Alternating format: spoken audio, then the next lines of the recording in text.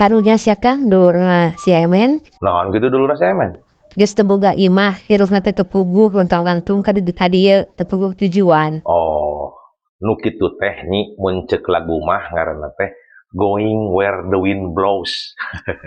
Naon eta teh Kang? Heeh, nuturkeun angin gitu. Angin ka kidu, angin ka kaler, ngaler. Kawetan, ngetan, kulon, ngulon gitu. Oh berarti lamun angin nemui ngilumui gitu nya Kang. Nya teu kitu oge.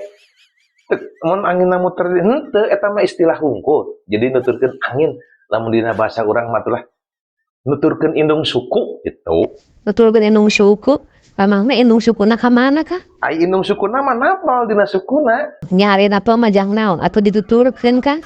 Kan apa teu kudu dituturkeun? Kan paribasa nuturkeun indung suku teh. Nya indung sukuna nu saha? Indung suku manehanana Ka mana indung sukuna Kang? napal. Nyariin apa majang naon dituturkeun atuh Kang pen aya di dinya. Namun indit tah atuh jauh tah karek dituturkeun penapa mah. Oh saya di dinya napa mah?